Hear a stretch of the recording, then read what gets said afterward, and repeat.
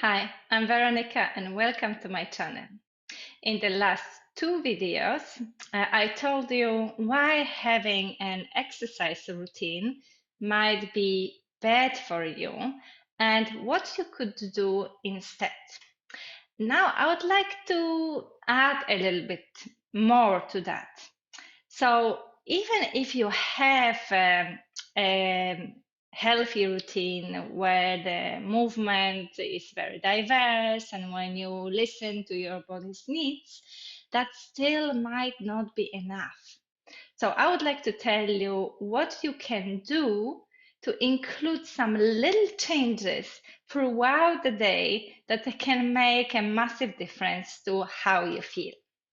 You might be wondering why a healthy exercise or movement routine is not enough to make you feel really good in your body. And the reason is that I assume that you usually spend something like 15 minutes or 30 minutes a day on that. And what about the rest of the day? It really matters what happens to your body, how you're using your body from the moment you wake up to the moment you close your eyes and fall asleep. So let's say that you're always in the same position for hours and hours, or that you're doing the same repetitive movements many hours a day. It will obviously have a massive effect on your fascia, on your muscles, and can lead to strain, tension, and pain. And I hear you. You might be saying, well, this is not my choice. This is my job. What can I do about it? So, my video is here to tell you that there are things you can do. And let's just start with that first thing. This is my job. Okay, I presume that you're not working all your waking hours. You also have some leisure time, and there it's you who decide what you're doing with that time. Now, I'm not telling you that to come back from work completely tired and start doing some exercise or movement or go for a walk. No, maybe you really want to rest. But there are other things you can do rather than slump on that sofa. So consider this. If you spend a majority of your time with your hips bent at 90 degrees, so you're sitting at a chair, at a desk, and then you're sitting in a car or you're sitting on the train or tube, and then you go home and you sit on the sofa. Well, you're really not doing your body any favors like this. And there are so many other ways you can sit. So let's just see what you could do when you come back home.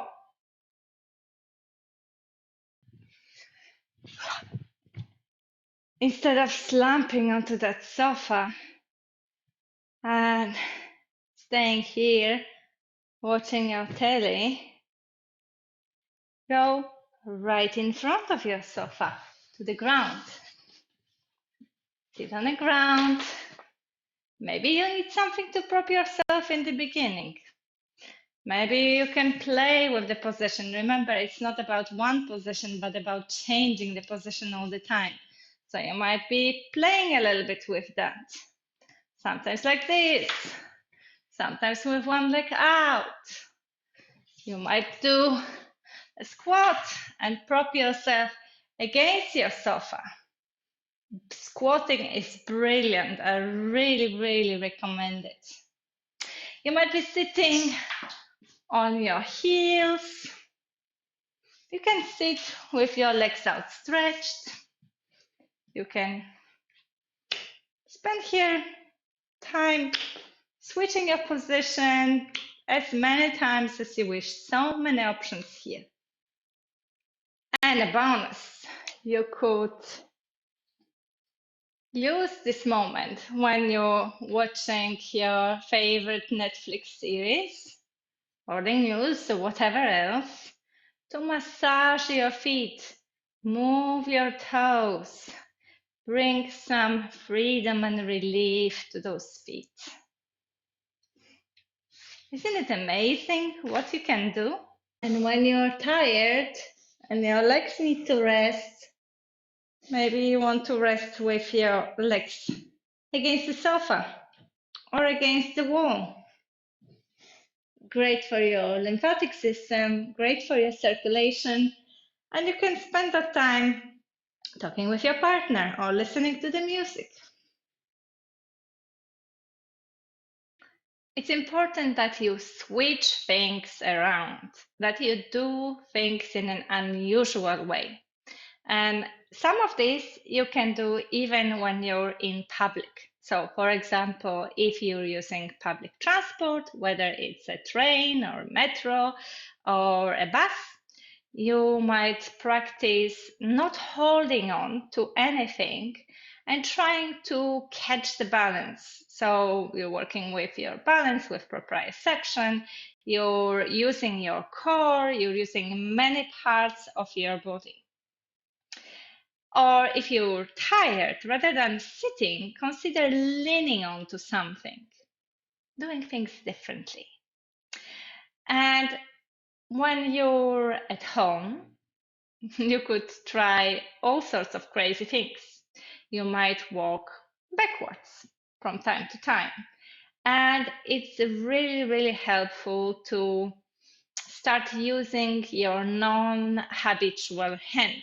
So if you're right-handed and you would be using a mouse or typing all day long in your free time, maybe when you take a mobile, you're going to use your left hand for typing and clicking.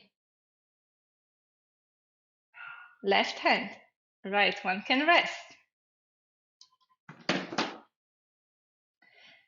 The same goes for preparing your meal. You might reach for something and take out your kitchen utensils from a shelf using your left hand, of course, if you're right-handed, or even stir soup or whatever you're cooking with your left hand as well. So those are just examples of how you could start using your body in a non-habitual way without doing anything extraordinary, just doing your usual activities. Okay, but what about those 8 hours that you have to sit at the desk? Well, lots of people worry about the correct posture, but actually the problem isn't with any specific posture you should take, but rather changing the posture as much as you can, moving, even if it's micro movement, it really makes a difference. So I would like to show you just a really short practice you can do even if you're at the office and there are people around you. It's quite subtle, but it will allow you to avoid two very common patterns that happen when you're standing or sitting. And one is that you're trying too hard and you're kind of stiffening up so that you're really straight. Maybe you were told that that's how you should sit. This is this correct posture, but it creates so much tension in your body that it's actually not sustainable. And the opposite of that would be a collapse, that hunch, that slump posture. So you can find the place where it's light when you use that minimum of effort to be somewhere where it feels most comfortable. So here's this little test for propping versus collapsing.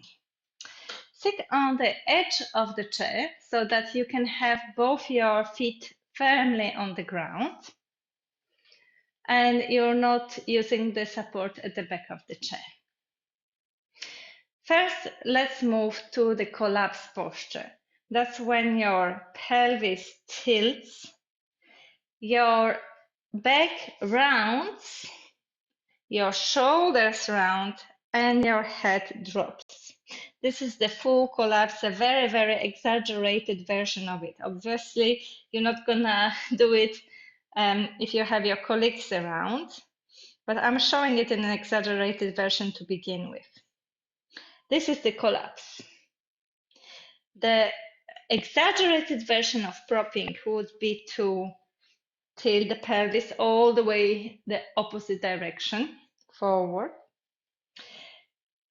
arch the lower back, reach forward with the chest, lift the chin, push and pull the shoulders down, bring the shoulder blades together.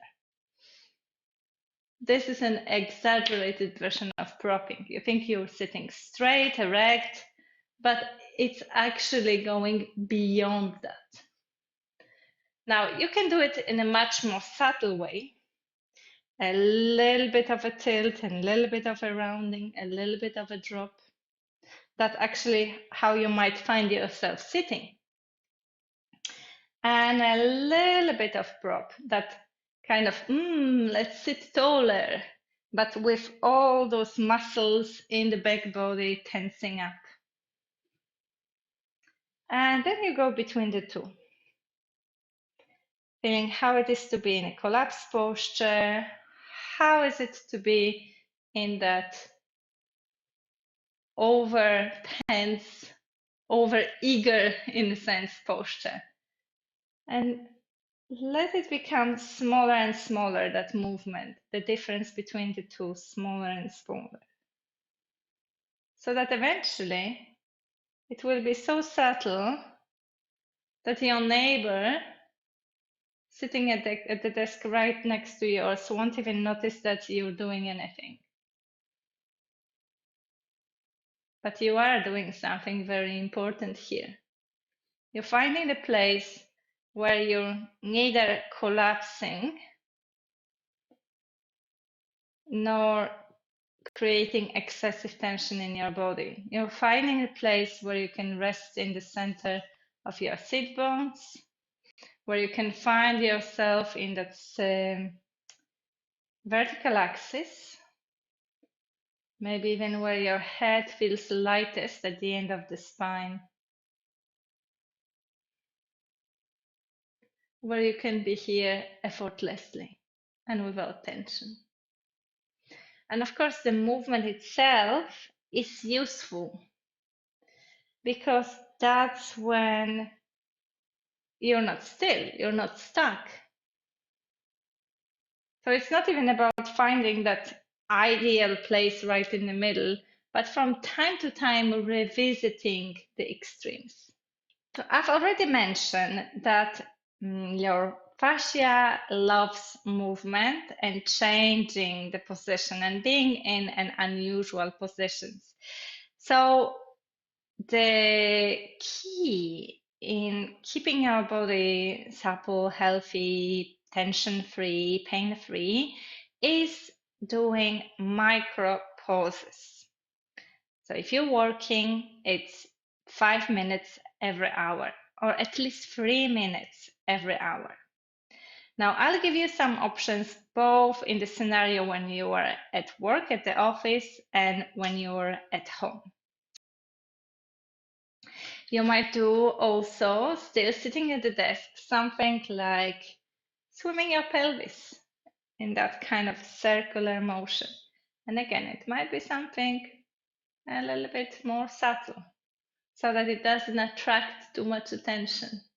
And it's very, very nice for releasing the tension from that pelvic lower back area. You might do something as simple as rolling the shoulders, making sure that you don't roll them from your arms, that the arms stay relaxed and it's really coming from the shoulders themselves. You might be even doing one shoulder at a time. And again, it's not a big and a weird movement. It's fine to do it even if you are sitting at the desk. You might be turning your head from side to side. All those micro movements. And now, if you have a desk, your feet are not seen. Well, great. You might lift your heels and drop them. Or you might play with your toes. Slip off those shoes. Release the feet and move the toes. Wiggle them around. Bring them some freedom. You can do the wrist circles. You can stretch and yawn. That should be fine. You can stand up, at least for a moment. Go and grab water, go to toilet.